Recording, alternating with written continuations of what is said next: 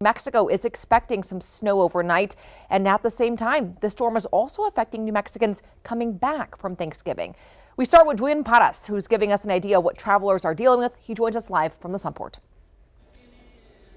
And Sasha, there's a storm that we are expecting to hit New Mexico, North New Mexico specifically. But if we're talking about travelers, whether they are driving or flying, they're dealing with more snow than we are right now, meaning those that are flying are expecting or dealing with more cancellations and delays.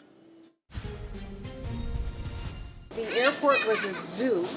I mean, it was just terrible. Allison Ryder and her husband are coming back from Chicago, one of the many cities in the Midwest affected by powerful snowstorms. It was very smooth going there, but we had a major snowstorm with 10 inches of snow yesterday. The global flight tracking platform FlightAware showing more than 1,000 flights being canceled due to weather. Ryder telling us she was seeing the same delays in Chicago before coming back home to New Mexico. There were over 1,000 flights that were delayed yesterday.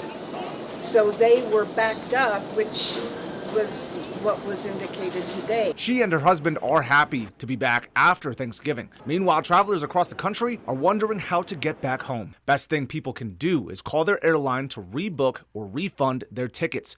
Ryder giving this piece of advice to travelers when coming to the airport. Get there early, very early.